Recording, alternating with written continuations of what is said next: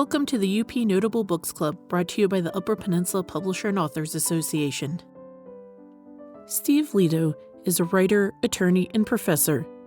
He practices and teaches law in southeastern Michigan and has taught history at the University of Detroit Mercy. He was a historical advisor to the film Red Metal, The Copper Country Strike of 1913, which aired on PBS. He's also appeared in Bonneville 71, a NASCAR production which aired nationally in October 2016. He has also written Chrysler's Turbine Car, The Rise and Fall of Detroit's Coolest Creation, Michigan's Columbus, The Life of Douglas Houghton, and Death's Door, The Truth Behind Michigan's Largest Mass Murder. These were named Michigan Notable Books by the Library of Michigan in 2007, 2010, and 2011. In 2016, his books, Preston Tucker and His Battle to Build the Car of Tomorrow, and Dodge Daytona and Plymouth Superbird, Design, Development, Production, and Competition were published. He's a frequent contributor on roadandtrack.com. What we're going to do first is usually here at 6 o'clock, I turn it over to Victor, and he is our co-sponsor tonight, UPPAA, and he gives us any UPPAA updates. Then I say a few things, and then we'll hand it over to you if you want to talk. Sure. Oh, great. Okay. Wow. You cut a lot of my work out for me. I had some questions, and this is going to be great. Okay. So Victor, can you give us any updates from UPPAA tonight? Thank you, Evelyn. This time of year, we have just announced the authors that will be included in UP Reader Volume 9, which is coming out in April.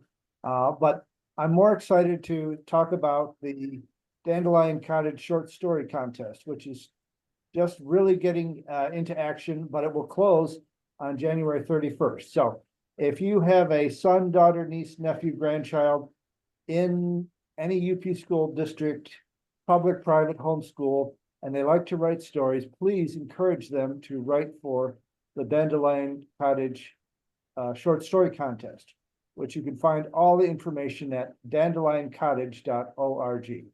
And there are no costs to enter. They'll work with their teacher to submit the final draft.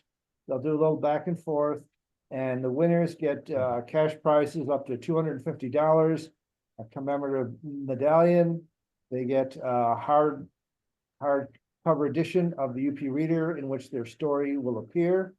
And first place winners, they've got a little Stanley Cup of student writing, and they get to display the trophy at their school for a year. So the address to take a look at all the rules is dandelioncottage.org, and you'll see that we'll take any type of fiction. We have lots of great horror stories and science fiction and fantasy stories. Whatever kids want to write, we're happy to read, as long as it's between 500 and 4,000 words. So, but there is a hard deadline of January 31st, and you got to be careful, because if it's a snow day and you can't find your teacher and you don't send your story in, there's no do-over. So you have to get those stories in by January 31st.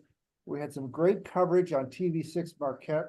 I'm still stoked about that. You can find it off to the sidebar on dandelioncottage.org. So we think we're going to get a lot of participation this year.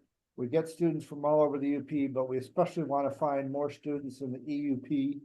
So all you EUP people, let us know you're out there. All right, I'll turn it back to you, Evelyn. Yeah. Well, just to kind of follow up with that, I was up at the school yesterday because Forest Park, the Crystal Falls School, is doing something new where the 4th and 5th graders have a whole hour of their day devoted to writing. So I grabbed that teacher and really talked it up and gave her the stuff. So I'm just praying we finally get some. I try every year and we never have much luck over here, but I'm hoping this time that we'll get some submissions from the Eastern UP, like you say.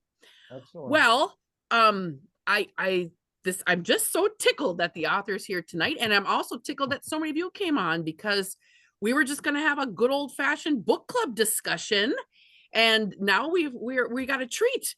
So I haven't met him. I mean, some of you guys have known him longer than I have. You were on Zoom before I could get my face on here. So Steve, thank you for joining us. And yeah, if you'd like to start talking a little bit about your book, I'm sure we'll jump in. It's always very casual.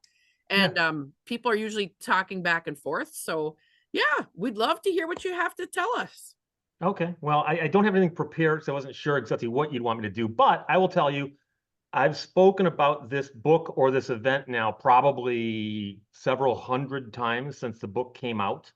And the book, by the way, has come out in 2 editions. So I put the first edition out. It was out for a while. And then I put out a second edition on the centennial in 2013. And so I added 200 pages so you can see which is which.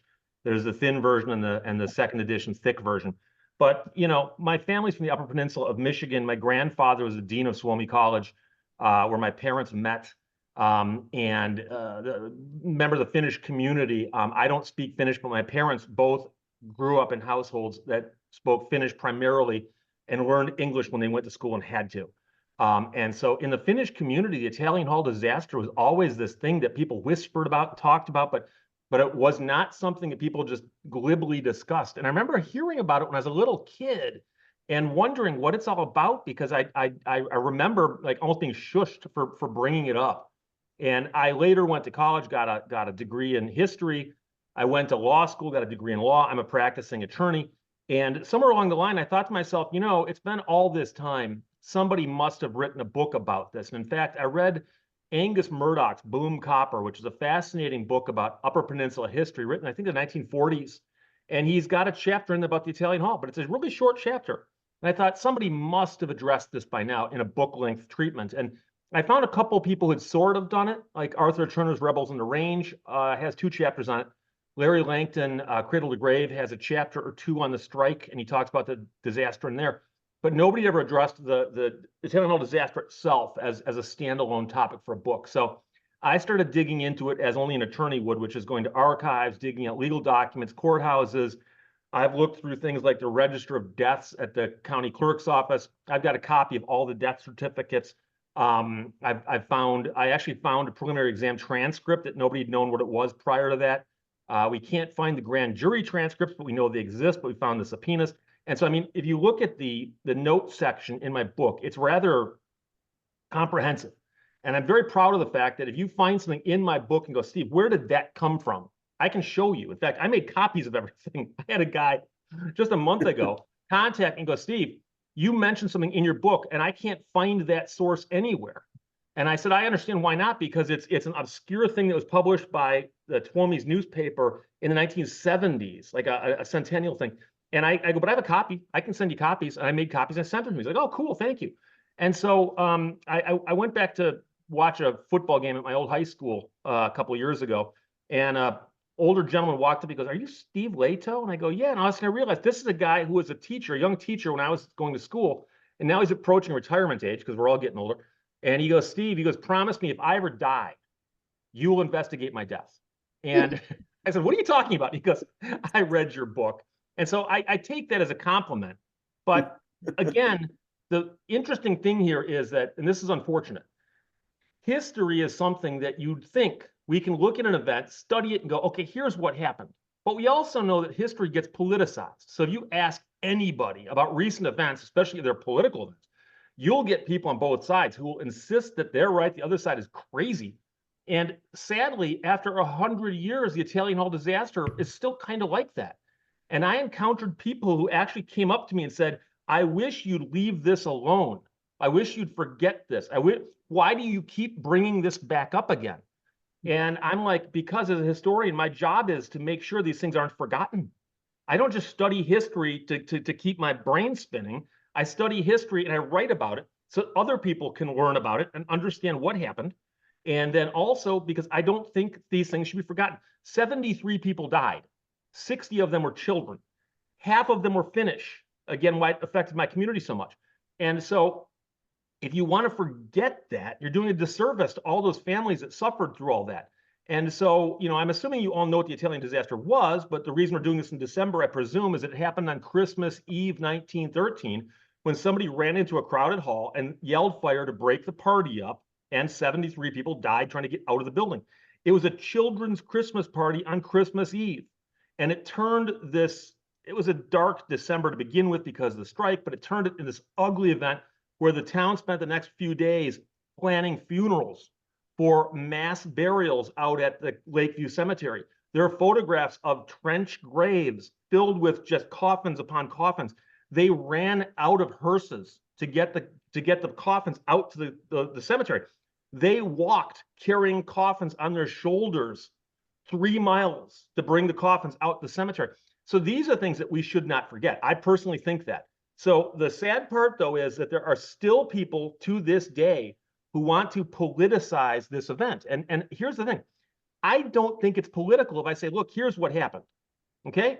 And here's what I think happened. And I'll admit that once you start getting a little bit further away from the edge, like I personally, in my second book, I give the name of the guy I think who yelled fire. And I've had people say, Steve, I've read your account, I've read your argument, and I don't buy it. I say, okay, that's fine. But I actually couch it in that way in the book. And I say, I think there's enough evidence that if I'd been a prosecutor at that time, I could have prosecuted the guy. Whether a jury would convict him, that's not my job as a prosecutor. That's the jury's job. But I think there's enough certainly to put the guy on trial for it. So that's the thing. But again, I think it's unfortunate. I've been heckled before. I've done a talk in the Q&A where somebody started yelling at me during my talk to get me to be quiet. And I've actually had to ask an organizer, can you please take that person out? I've had to have a person ejected from one of my talks. And that's, to me, amazing, because I've written 15 books. I've had 15 books published by renowned publishers, Penguin and Berkeley and all that. And I've never had hecklers or people harassing me or anything except on death's door in the Upper Peninsula of Michigan, where my family is from. But I will be honest with you, and I'll tell you that I had a woman walk up to me one day and she goes, "You're not from up here, are you?" And I said, well, my grandfather's a dean of Somley College. My mom and dad met at Somley College. I've got 5 brothers born in Hancock. And she goes, "But you're not from up here, are you?" So I understand that there's a certain thing about how, I know people who own businesses in Copper Harbor, but because they go to Florida in the wintertime, they're not considered hardcore locals, okay? And it's like, but they own a business in Copper Harbor, but they leave in the wintertime, don't they? And so I understand that. So, deep down, it's a book of history. And I think I laid out the arguments very, very well and explained where I got all the information from. And the one thing I get asked about most recently is there have been some historical fiction books published, including one about the women of the Q&A, or the women of the Copper Country. Anyways, she, Mary Doria Russell, made some very unusual choices in that book. And someone sent me a copy and said, "Steve, would you please read this book and tell me what you think?" And I read the book and I said, well, the history's got some issues. And my friend said, "What are you talking about?" And in the book, she has Big Annie cowering and basically hiding at the funeral. When Big Annie led the funeral, she was out front with her flagpole, 10 feet tall, draped in black crepe. And to take Big Annie and make her ashamed of what happened when it wasn't her fault, I didn't understand it. So I actually emailed the author of the book and I said, "I'm curious. I understand that writing historical fiction, you have to fictionalize a lot of things. You don't know what Jim McNaughton was thinking in his head when he shaved, yet you put it in the book. I understand that. But why did you decide to have Big Annie cowering at the funeral?" And she goes, "Well, what was she doing?" And I said, "She was leading the funeral." She goes, "I didn't know that." And I said, "The problem I have is that she cited my book in her notes. She said, if you want to see what happened here, read Steve Lehto's book." And I said, "It's in my book." And she goes, I didn't remember that.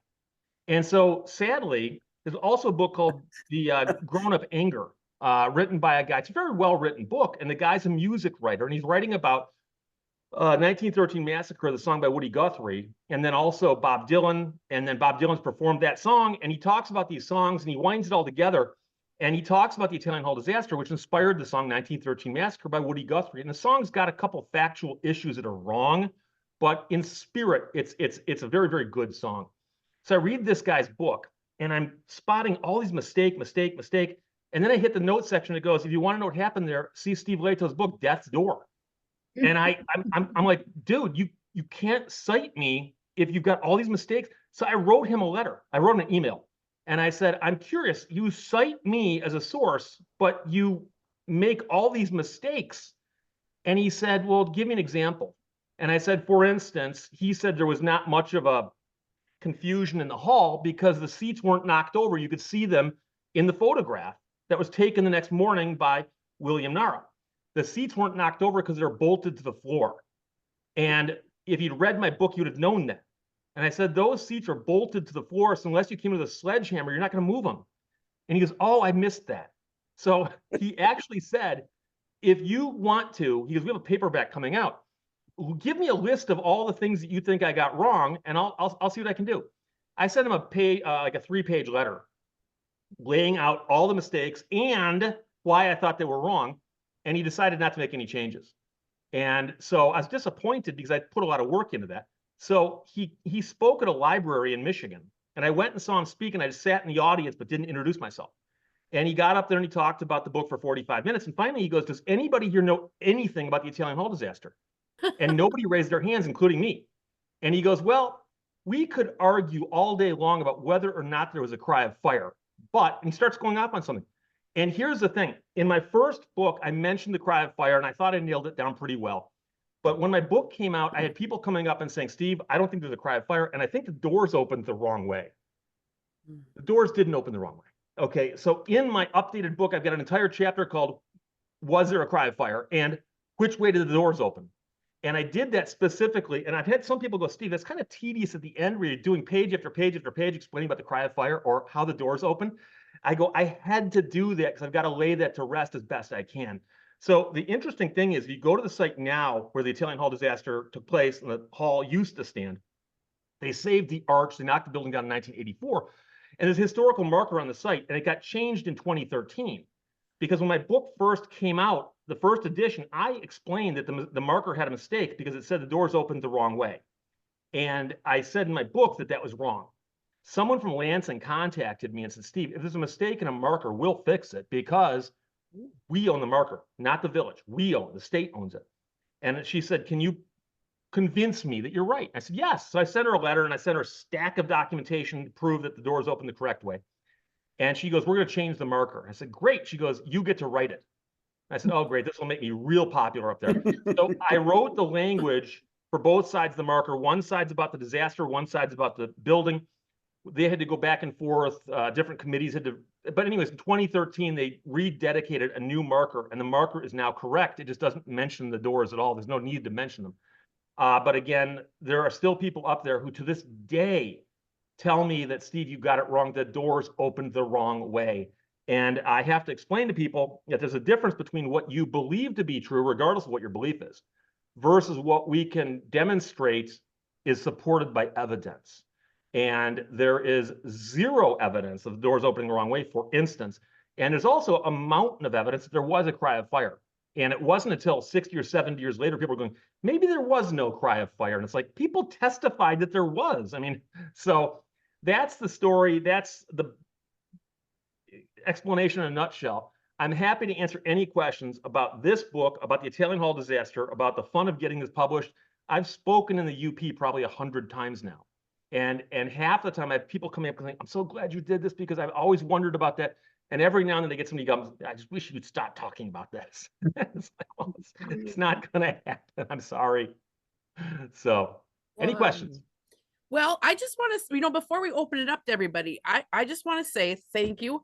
The first time, I mean, I'm from the UP, I'm 51 years old, and I never heard of this incident really until just a few years back. The first book I read was Deborah Frontera's Living on Sisu, which I thought was marvelous because it's all, in journal entries and it's for a younger audience. Yeah. And then I went on to read Women of the Copper Country, but your book, which I can't wait to go home and finish it because now it's really, the very end is like really good, all the details, but I find your book really good because it gives just so much information about it all. And what I thought was just fascinating, I don't know if others on the call agree, I found so many similarities to that incident and what was going on between the mining supervisors and the strikers and the newspaper reporting as to what's going on politically today. I just thought, wow, it really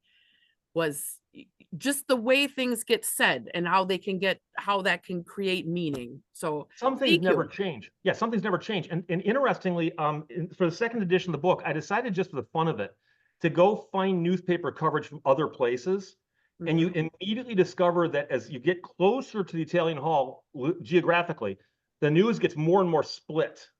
Daily Mining Gazette is pro-management. Cuomo's newspaper is pro-worker. But if you go to, like, say, Utah and find a Utah newspaper published, they go, oh, yeah, there was a disaster at the Italian Hall. Somebody yelled fire. And it's not as slanted. I mean, the front page of the Daily Mining Gazette blamed it on Charles Moyer the next day and said, we'll never be able to solve it, but it's his fault. And it's like, neither of those statements are actually true. Yeah. Yeah. Wow. I'll let other people ask some questions. I don't want to hog the author who came on tonight. What a great surprise. But does anybody else have any questions or comments?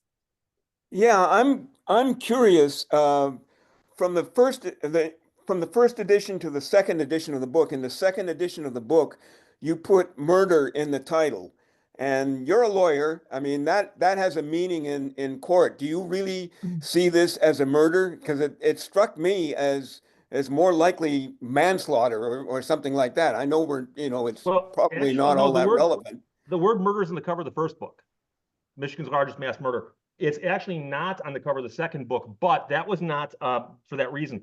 I was thinking murder in the sense of homicide. Homicide merely being a person killing another person. It wasn't an accident. It wasn't a natural disaster. It was a person killing other people. And I agree with you that murder usually has that connotation of first degree, second degree, things like that. But I was using it more in terms of homicide. And I think I mentioned it someplace in the book, but quite frankly, it's been a while since I looked at the first edition. Okay. We used to be a newspaper reporter, and I did a story once on another big Michigan disaster that definitely was a murder. That was the one in Bath, Michigan, in the 1920s. Yep. I mean, that was 44 people were killed, and 38 of them, I think. Andrew Kehoe. Right. Yeah. And that was definitely a murder. Yes. And when I wrote a story on that in the weekly newspaper, it was one of my first journalism jobs. People found the story interesting because most of them had never heard of it, except for the people in Bath. And they didn't want to have anything written about it. They were angry that it had been in the paper. Welcome to my world. I think you're seeing some of that. Yeah. No, and you understand completely where I'm coming from right there then. And the interesting thing is I've actually read stuff about that disaster, the Bath disaster, although that was caused by a human, clearly. So it's not like a natural disaster. But the scary part about that is the fact that the lengths that guy went to kill those people, and he was trying to kill more people. I mean, that was a scary story. That was. And I guess I could add something about the way people see disasters and intense, things like that. I'm a Vietnam veteran. I was in an assault helicopter company. We have reunions every year. And every year we talk about events, that we were all there for, and everybody remembers it differently. Right. Everybody has slightly different, takes on what actually happened. And sometimes the takes they have are dramatically different. And yet we were all there.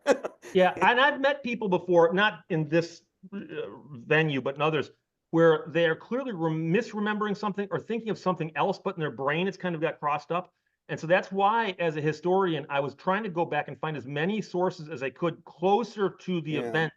So remember that the disaster happened on Christmas Eve, and then there was a coroner's inquest that took place over 3 days within a week. That inquest obviously taking place that soon afterwards with sworn testimony with a court reporter, I think is fairly accurate. Likewise, there was a subcommittee hearing that was held by people from Washington, D.C. the following February, again, just 2-3 months later. That, again, is very, very close to the event. But when I meet people who say, well, I talked to a guy back in the 60s and he told me this, and that's one of the things that kills me is the Daily Mining Gazette ran a story about a guy who claimed he'd heard a deathbed confession. And if you can go on the internet and find the deathbed confessions of the Italian Hall disaster killer. And what's funny is that the stories change every single time. They're absolutely not credible. I've tried to track the author of that piece down. He refuses to speak to me. I've tracked down the editor of that piece. Some of you guys actually know her. And she said now she wishes she hadn't run it because she doesn't actually believe it anymore. But the fact that it got into print with a newspaper, a lot of people go, I heard there was a deathbed confession. A deathbed confession. Okay. And of course, the confession always is, I was goofing around and I ran up and yelled fire. What? No, that's not what happened. No. Thank you, Bob. Pretty good insights there about, I think, how, especially when you're saying that all your friends remember it so differently, things that happen. That's, I think, Yes. probably pretty true. I have a question. Yes, Jane. Yes, I can't get my video going, but anyway, do you have an opinion as to why some people resent speaking about this disaster? Good question. Yeah, there were some people who didn't want to speak about it because it affected them so deeply. And I've spoken to people, and again, this is hearsay, but I think it's believable. I met a guy whose grandmother lost a sister there or a brother or somebody, but he was telling about in the family about how the parent who lost the child there was so disturbed by this, like it changed her as a person. She became a different person. And, there were 3 different families that lost 3 children at the event. There were 2 families that had 3 kids. All 3 kids went there and did not come home. One family had 4 and 1 came home. And I can't wrap my head around 1 person dying, let alone 2, let alone 3. And one of the most emotional stories of this entire event is a guy named Mihelsich. Joe Mihelsich was a big hulking miner who was on strike. And there's a story about him earlier in the strike where he ran into some strike breakers who pulled out weapons like they were going to beat him up. And he pulled out a stick of dynamite and a match and goes, you guys want to go for it? Let's dance, And they backed off. And that story made the news because there was a standoff and I mean, it almost got ugly. You don't want dynamite going off in the streets. And a reporter from Detroit, and I forgot which news or Free Press, one of these reporters, came back up to the area right before this and was on the ground when the disaster took place. Everybody went to the hall to find out what was going on. And his reporter described walking around the corner because they were pulling people out of the staircase and laying them on the sidewalk just to clear the staircase. And he came around the corner and there was Joe Mihelsich on his hands and knees crying like a baby because his 3 boys were laid out right there. His 3 kids laid out right there. And one of the kids did survive, but the other 3 didn't. And so to imagine him from the one scene where he's this big strapping guy, he's going to take on the strike breakers, and here he is on his hands and knees crying because his children are dead. And it's impossible to wrap your head around that. And so I met a lot of people who had stories like that was a little disconnected. It was not, I only spoke to one person who was there. When I was writing my book, there were only 2 people still alive who were there. One was Mary Butina, and the other was her little sister, and I forgot her little sister's name, but Mary, when I interviewed her, was like 100 years old. And she lived another year or so, and she passed away. And then a couple years later, I saw on the news, it goes, oh, and this other Butina girl who was there also passed away. But the younger sister was probably 2 or 3, wouldn't have remembered this. But Mary remembered it a little bit. But the fact that she was there, I could put a connection that I actually met somebody who was there. But the number of accounts I read of people who were describing how it affected the survivors. And that's one of the things you often hear about when you hear about natural disasters, is all these people who died, there's a number, and you say, okay, 73 people died. Look at all the survivors who were affected because they lost a spouse, they lost a child. There was the Niemelas, the couple who they both died, but their baby survived. And the families that lost 3 kids each, or a couple went there and one of the couple died. And it's just you can't imagine. And also keep in mind that back then, many of the people had walked to the hall, so they all lived pretty close to where the Italian Hall was. And so many of them lived in the same neighborhoods. So for instance, little Oscar Niemela, who survived, was adopted by his next door neighbors because they're like, oh, well, next door neighbors died. They've got this kid, we'll take care of the kid. And so it seems that everybody knew somebody who lost somebody, or everybody's related to somebody. And so it wasn't just a thing that affected 73 people or even 73 families. It did affect the whole community in a huge way. Yeah. Not to take anything away from this, but I'm working on a book with Mary Tippett, who's writing about the Barnes Hecker mining disaster, biggest disaster in Michigan. Yeah. 50 men died, and she's gone through and interviewed. There's a chapter on each of the families and their memories and their photos and their scrapbooks and how it's affected them over the generations. So it's an amazing piece of work, and I can't wait to get it out. I've always been fascinated by that one because that, again, came a little bit later, but Yeah. there was still a time when mine workers were treated, you know, I quoted one of the famous quotes in one of my books here, where the guy goes, well, he goes, timber cost us money, but men cost us nothing, referring to why they weren't shoring up the mines better. Because if a mine collapsed and killed a bunch of guys, you haul them out and just dig it out and keep going. But if you waste a bunch of wood in there, it costs you money. And there was a time when they actually thought, well, workers are like that. And you know, the pendulum swings both ways.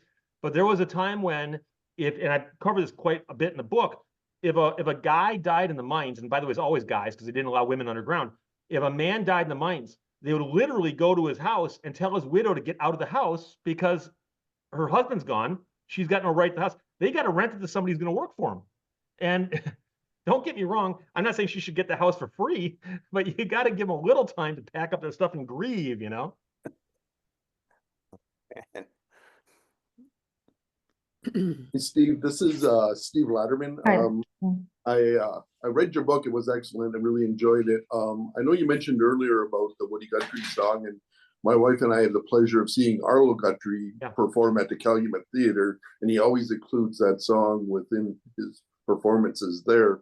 I'd be interested to hear about it a little bit. You mentioned some of the discrepancies, but I wondered, did you also have a chance to, there was a documentary that came out not too long ago that they had a film about the massacre, and they interviewed a lot of people up in that area, and the controversy was still huge. It sounded like they had an open forum there, and people were getting, again, like kind of like what you experienced, people not wanting to hear about it, but just kind of curious about if you had seen that documentary or anything about the song. There's two documentaries. There's a documentary called 1913 Massacre made by two guys out of New York. I can't remember their names, and I should, because I sat and they interviewed me for like 6 hours on film, but they didn't use any of it. I wound up on the cutting room floor, as they say. And I saw the finished product, and it was a little different than what I thought it was going to be, because they told me later they were focusing more on the impact it had on the community, not so much what caused it, what led to it, or anything like that. So I'm like, okay. So I've seen that movie. In fact, I watched it at FinFest in 2013 when it was held up in the Copper Country. There's another documentary that's on PBS called Red Metal, which you can find on YouTube, I believe, that I'm in. I helped make, and a guy named Jonathan Silvers produced it. And he went up and he interviewed a whole bunch of people. I'm just one of the people he interviewed. I think that's a pretty good look at what happened also. But the song 1913 Massacre was written by Woody Guthrie, and he wrote it based upon a version of the story he heard from Ella Reeve Bloor. And Ella Reeve Bloor wrote a book called We Are Many. And she was a labor activist, very, very well known. But there's some issues with her writing, and I have a hard time criticizing her because her heart was in the right place. But she says a lot of things in her book that we know appear to be twisted a little bit. She says that she got to Calumet and watched Big Annie marching around with a big communist flag.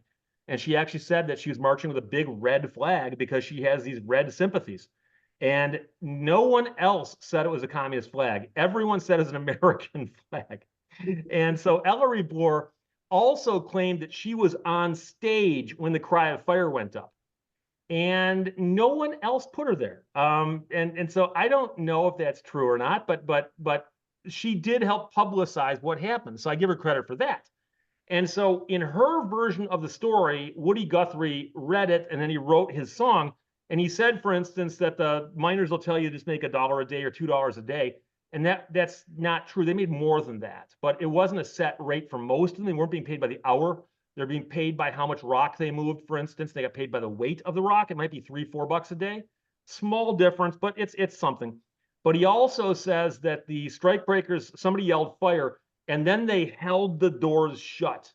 And the interesting thing is that you'd only have to hold the doors shut if they opened outward. But that's not the point. The point is that there was no testimony ever of anybody holding the doors shut, chaining the door shut, because somebody else said that, or of the doors doing anything but opening the correct way. There was a pileup on the stairs that you couldn't get past because it was too deep and too long.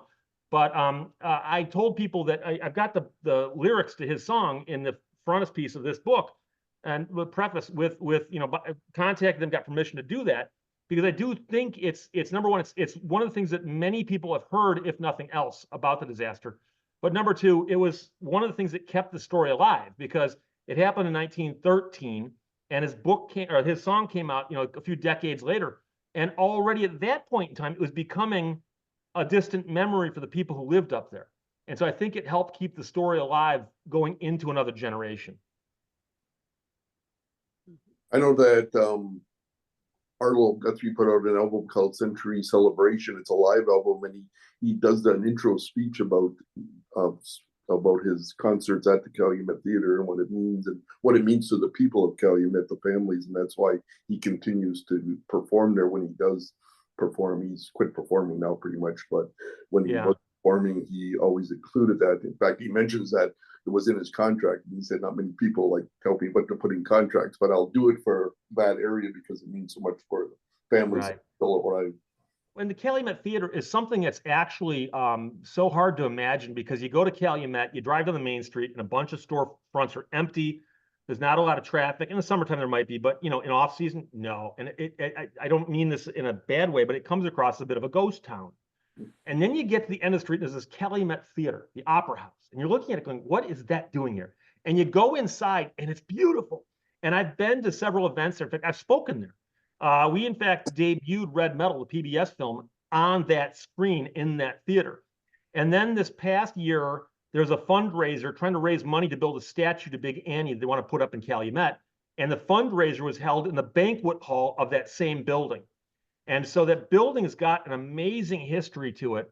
And I'm so glad they saved it. I know they had some issues with trying to keep the roof from caving in. And I think there was a fire there one year. And it's amazing that they've kept it the way they have. One thing I do like to point out is I've seen a lot of misinformation about where the bodies went from the Italian Hall. And I apologize, this is gruesome, but 73 people died at the Italian Hall. So there's a coroner in town and there's funeral homes in town, but they've got to determine who these people are and how they died. That's a job of the coroner. So they actually carried all the bodies over to the fire hall, which is attached to the Opera House. There's a single building there. And people have heard that the bodies were taken to the Opera House and laid out on the stage. They were not. They were taken upstairs into the banquet hall and laid out on tables up there. And you can see in the photographs that are in my book, you can see the wood paneling on the walls. That wood paneling is still there to this day on the walls of that banquet hall. And so you might go, but Steve, why do you care about little things like this? Well, I've seen some of these ghost hunters using their electromagnetic reverse psychosis detector devices. And if you play this thing backwards, you can hear a voice saying something. And I've seen them actually say that they went onto the stage at the Calumet Theater, and that's where they got the strongest readings, because that's where the bodies were. And it's not. You should have gone next door into the banquet hall. But I hate to make fun of something like that. But the point is that so much of this misinformation is out there that it crops up in the weirdest ways. It does. So. I have a question. Oh, here we got a question from Sue. Okay. Just purely fascinated with the research that you put into this. Oh my word. And I have to admit, I have not finished, and I'm reading the thick one, but I will finish it because I'm fascinated with it. And the research is beyond words. It's beyond words. And I feel very honored to be able to almost meet you tonight face to face. Somebody put this much research into this book. Where do you start? Do you do your structure of the book first, or I mean, how do you organize? It's just a big, wide question. I don't even. The one thing I purposely avoided doing was I avoided looking at any of the books that had written about it at length. So I avoided Arthur Turner, I avoided Larry Langston, I avoided all those guys.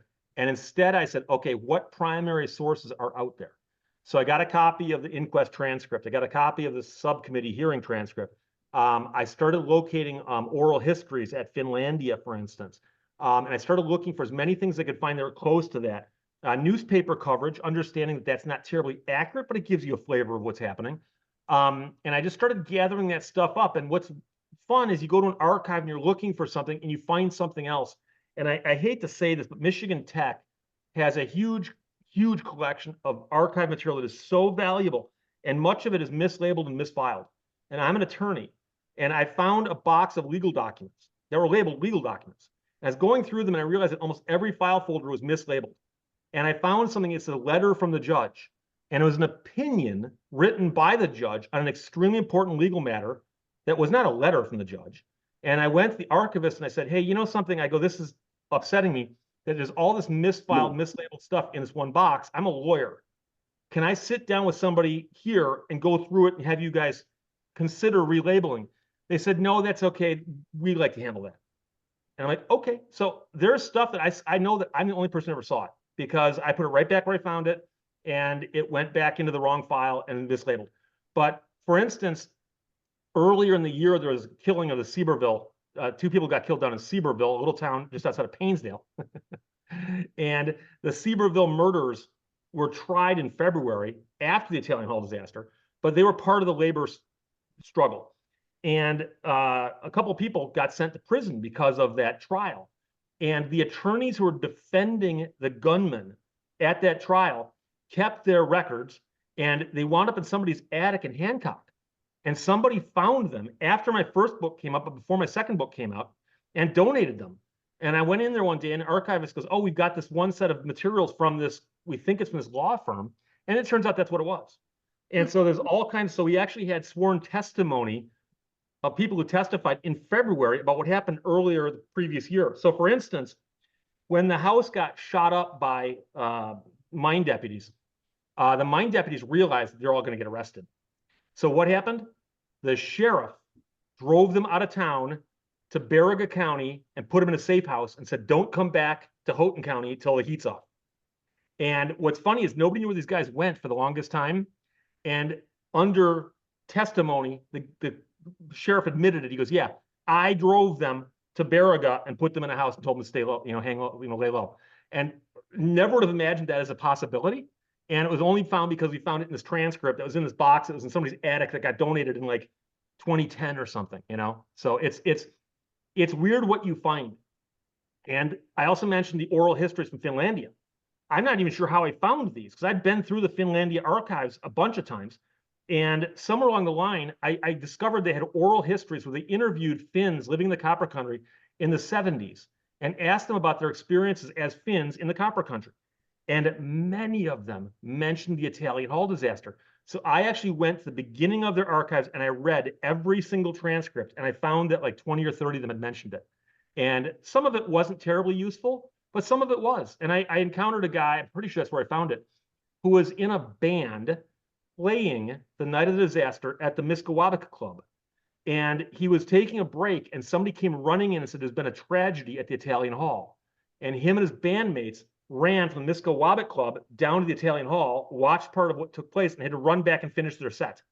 And I mean, it's stories like this, like, huh? Like it's just such an unusual thing, but yeah, it makes complete sense. So do you computerize it then what you find? Do you photograph? And I Xerox everything because I'm paranoid. And so I corresponded with Arthur Turner. He passed away a couple years ago, but when I was working on my book, I found a couple what I thought to be objectively false statements he'd made. And I said, I'm curious about why you said this. And he goes, well, is it wrong? And I said, yeah. And I'd send him a copy and he goes, oh, okay. And then he said, well, I'll be honest, because I didn't make copies of anything. He goes, so I can't even tell you where I got that from. And I'm like, okay, I need to make copies of everything from now on. And so I've got in my basement, I think 2 or 3 banker's boxes filled with Italian Hall materials. I've got 2 or 3 banker's boxes filled with turbine car materials because I wrote a book about Chrysler's turbine car. And I hang on to this stuff because I'll have people call me and go, hey, Steve, I'm reading your book. I don't know where you got this from. And I'll go, well, look at the footnote. I list it and I can go pull it for you and show it to you, And you can argue with that source, but don't argue with me unless it's a really idiotic source that I decided to rely on for some weird reason. But I try not to do that. But yeah, so you do the research until you find a whole bunch of information and you start writing it as a way to organize it. That's how I organize it. So I usually have a working manuscript on my computer. And good thing about history is it tends to go chronologically. You can tell stories non-chronologically, but history is generally told chronologically. So you just start putting the stuff in where it belongs, and then you keep doing research, and that's how you keep it organized. So occasionally I've got to go back and dig something up. For the most part, though, what I'm working on is on my desk, and I'm working on a book right now, and these are the documents I got today from one of my people that I've been interviewing, and I'll be going through that tomorrow, putting that into my manuscript, and then when I'm done with it, I'll put it right over there, but it's labeled, and I'll know, oh, it's in that one envelope with those emails or whatever it is, you know. I can't even imagine how your mind works. Just it's kind of like a hamster on a running wheel. I don't know. I had an interview on NPR a couple of years ago, and the interviewer said, "Steve, I know you're an attorney, and I know you're not a prosecuting attorney, but you are an attorney." She goes, "I read this book almost like as a legal brief," and I take it as a compliment, because legal briefs, if they're written well, make sense, have structure, they're well supported, and they're well they're just well constructed, and so I took that as a compliment. But yeah, I mean, you have to marshal a lot of information from primary sources to get that to work well. Thank you. I just, hi. Oh, Judy, go ahead. Hi. No, I just wanted to thank him for his book, because I've kind of been interested in this for a very long time. And every time I read something or watch the PBS documentaries, it seems like it kind of runs in circles with all these conflicting bits of information. So I really like your evidence-based approach to your book. And I just feel like I've actually learned something, although my heart breaks so much when you read, it's just unimaginable. But thank you for your work. And thank you for keeping the story alive for these people that went through this. Thank you. Every summer I go to the UP at least once, and every time I go to the Lakeview Cemetery in Calumet, and the victims are generally buried in two places. And I always make a point to get out and walk around and spend time there, and go over here and walk around, spend time over there, because, cemeteries are filled with a lot of history. There's a lot of stuff written on the stones, and obviously a lot of people there. And a lot of cemeteries, there's never anyone there. And I always think that that's kind of sad too, that are people remembering this? And so, I think, for instance, they're putting up a statue to Big Annie in downtown Calumet if they raise a little bit more money. And I think it's a great thing, because Big Annie was such, the one thing that the women of the Copper Country really got right was that Big Annie was, it's hard for us to imagine what it would have been like to be a woman in 1913 who is 6'3" or 6'4", and she's out there leading strikers. She's not a striker. She's not a worker. She's married to a striker. And she's leading them with this 10-foot flagpole, basically making herself a lightning rod, going, "Look at me, I'm leading this strike." And to do that in 1913 was unheard of. And sadly, people talk about this now and they go, "Well, yeah, it's pretty cool." No, you don't understand how outrageous that was back then. So I really hope they get the statue made, or the sculpture, and I also hope it's life-size. Because I like to tell people, I'm pretty tall, and she's at least an inch, probably 2 inches taller than me. And, think about this, and go back 100 years, people were a little bit shorter. So she stood out like a sore thumb, and she was not cowering. She was carrying that big flagpole. And look at all the strike photographs of parades, and the ones that she's not in front of, your first thought is, hey, where's Big Annie? She should be there, because she's in front of almost all of them. One thing I was going to say, when you and Sue were talking, and you talk about all these things that are up in attics or in closets in the Copper Country, I just kept picturing, wouldn't it be a great fiction book if somebody finds one of those Citizen Alliance pins, and I bet there's a bunch of them up there, and then they just tie the story back to me. I mean, that's all I could see. It's like that Somewhere in Time moment with the penny, I think pin, because, when you read your book, it's that pin, that pin, that pin. I've actually got a Citizens Alliance pin. You can find them in antique stores up there. Yeah. They made quite a few of them, but I bought one just so I could say I had it, because people argued with me about what they looked like. So I've got one. So I said, no, I've got one. I know what it looks like. But no, the weird thing about history is that there are agencies out there in particular that just create documents, papers, and so on, and they take records, and you go, what good is all this stuff? But for instance, as many genealogists know, every so often the federal government releases census records after they hit a certain age. And so they've released the ones from 1910, 1920, 1930. I think they've released ones from 1940 now, right? Yes. Right around there.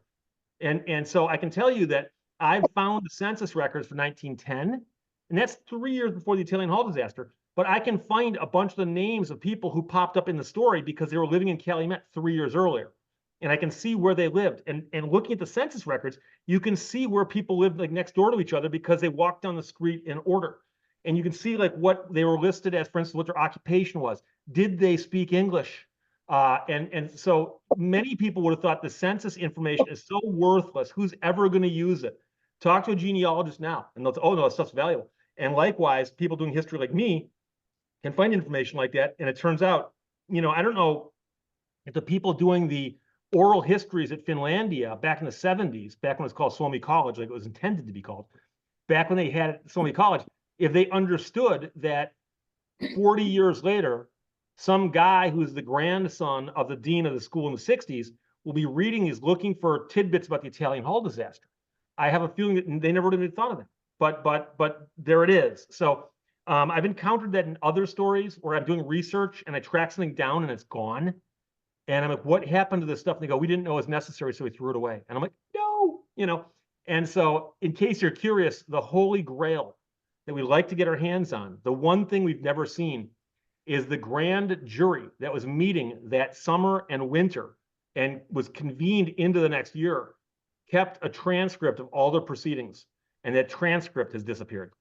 And I guarantee you it contains all kinds of juicy stuff because the grand jury dragged in so many people and quizzed them about what was going on.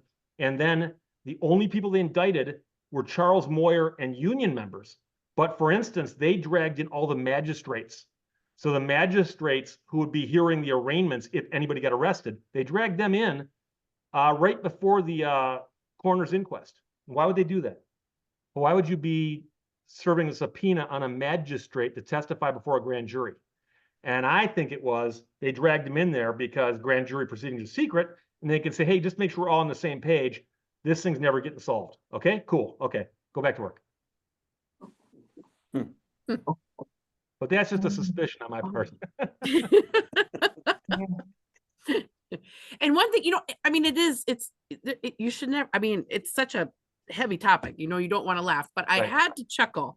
When was it Moyer, when they beat him up, put him on a train down to Chicago, and then were mad that he didn't stop them from beating him up so he could pay his hotel bill. Right. Wow, right. that was just like, yeah. No, and the crazy part is the Scott Hotel, by the way, is still there. That building is still there, and I take pictures. I tell people about it because in 1913, it was probably the nicest hotel north of Chicago in North America. It was a beautiful hotel. So he was staying there, and he got beat up by a bunch of people whose names were in the newspaper the next day, and yet were not arrested for assaulting, shooting, and kidnapping him. And remember that kidnapping is the same as murder, but in Michigan with no death penalty, you get life in prison. Those guys could all have been charged and convicted of kidnapping. Their names were in the paper, and they knew they'd never get arrested for it. And so it's crazy, but they dragged the guy bleeding from a bullet wound in the back of his neck down the hill, across the bridge, and they throw him on a train and say, if you ever come back here, we'll kill you. And by the way, he did come back, but he was charged with crimes, but they never put him on trial. wow. Yeah. Wow. Really, it was just you're like Sue said, a fabulous researcher. We're really lucky to have you. Just agree. And I read the short book. I can't imagine the big book. I do have to tell you, I mentioned the coroner's inquest transcript, and there was a copy of it at the Michigan Tech Archives. It was almost impossible to read because of the Xerox of a Xerox of a Xerox. And I put my book out, and I'd done research using that really hard to read copy.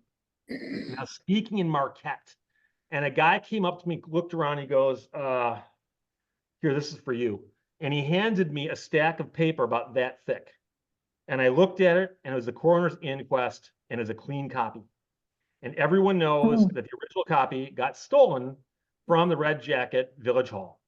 And I said, I can keep this? And he goes, yes. And I go, does it need to go back to anybody? And he goes, and he's walked away. And so it was the one that was stolen. We don't know who stole it. So what I did with it is I made a clean copy for myself. I made a clean copy for my publisher. I had my publisher publish, I think, 500 copies of it that you can find out there right now, clean copies of this. And then I made another good clean copy, and I gave one back to, I gave one to Finlandia, and I gave one to Michigan Tech. So there are 2 archives have got them, and the copies are now in circulation. And it was kind of sad because, oh, by the way, they're all missing one page. There's one page missing. And it's missing in both the one that was stolen and returned and the one that somebody else made a copy of. We don't know what that missing page says, but that's another question that could possibly be interesting. We don't know. Because someone could have stolen it to remove a page and then put it back, but you never know. Wow. I feel like there should be a movie I feel like they should make a movie about this, the disaster, but also all the stuff that went on around it, like hiding the evidence and all that would actually be very interesting. I've actually talked to 3 different people who have told me they're working on screenplays, including one guy who showed me his finished screenplay. And the story actually could be made into a film very easily. And you would tell it from Big Annie's viewpoint, because Big Annie is the one who saw almost everything that was important during that strike. And other major characters are Big Jim McNaughton, Charles Moyer, and then a couple other people. But yeah, no, it would be a great drama, and it'd be a great encapsulation of the labor struggles at the beginning of the 20th century. But I don't know what the odds are of getting a Hollywood film made these days. So. No. Well, I don't know. We have It's a boy just here. that you don't hear about oh, I'm sorry. Go ahead, Go ahead. Judy. No, I was gonna say, but this is the first I've really heard about all the, hiding the evidence and the missing page in the transcript and that part of it, to get woven in, that really makes it intriguing. But you also The other don't, part's really sad. yeah, but you don't know, like the missing page could have just fallen out. The grand jury transcript may have been in somebody's attic. It might still pop up. We don't know. You don't know about some of those things. Obviously, if we wanted to Hollywood this up, we could make it all nefarious, but you don't know. And that's so, I'm always leery about that when something's missing. One thing I will tell you is the photograph on the cover of my book is a very well-known photograph that most people think they've seen before until they look at it closely and realize it's not. Because William Nara, the morning of the disaster, Christmas Day, went out with a big glass plate camera and took photographs of all kinds of stuff. The front doors of the Italian Hall, the inside of the Italian Hall, them unloading caskets at the train station. He photographed some dead bodies. And he took one photograph of the doors and the stairway, and then he made postcards, stereo view postcards that, put in that thing, you look like this and it looks 3-dimensional. He sold those stereo view cards of all these photographs, but the photograph of the stairs, it says the disastrous stairs, not the disastrous doors. And so I met a guy who had a huge photograph collection, and he was down in Ann Arbor. And he told me that he had thousands and thousands and thousands of photographs. He goes, you can go through them. I'm not sure what's in there, but they are sorted by time and place. So I'm digging through these photographs, and I find a stack of photographs that are clearly from the Copper Country. So I'm going through them, and all of a sudden I come across the one that is on the cover of my book. And I realize this is close, but it's not the same as the one in the stereo view card. And what happened was, and what's funny is there's a guy named Jack Deo in Marquette who owns Superior View, and he owns glass plate negatives, and he sells the prints. He owns the original glass plate negatives to most of William Nara's studio's photographs. And when I was talking to him, long before I found this photograph, He goes, Steve, there's one photograph missing out there. I go, what do you mean? And he goes, William Narr, to save money, was shooting half plates. So he put a cover over one side of the plate and shoot this side, and then cover that and flip it and then shoot this side. He goes, I've got the plates. He goes, but there's some that are missing. And I go, do you know which ones are missing? He goes, yeah. He goes, I guarantee you there's a twin of this photograph out there. And I said, really? And so I'm going through the photographs. I'm like, that's it. This guy predicted that this photograph existed, and it does. And all that William Narr did is he moved the camera like 1 foot. I forgot whether it's forward or backwards. And it changed the exposure on the stairs because he labeled it the disastrous stairs, not the disastrous doors. And it's interesting because when I found that photograph, I was like, oh my God, Jack Dale predicted this was true. And so I was going through some old magazines a little while later, and I found a literary digest from 1914 that had articles about the Italian Hall disaster in it. And one of the illustrations was this photograph, not the one from the stereo view slides. So I don't believe it was ever published anywhere except for in that literary digest in 1914. And then somehow people just kept seeing the one that was in the stereo view slide. So it's a really weird little thing, but you know, I met these people who were telling me things like this. I'm like, really? Is it? Turns out it's true, you know, and who'd have thought that I'd find it in some guy's collection? The guy had, I forgot how many hundreds of thousands of photographs he had. And he told me at one point he collected everything. He started narrowing it, and still it got out of control. He lived in an apartment. Every wall was filing cabinets filled with photographs. Well, any concluding comments or things to ask or say? Because we're coming up at about 7 o'clock. I can't, what a treat. I just never thought you'd be on. And it was very, I mean, we would have discussed it, but we sure learned a lot more having you here.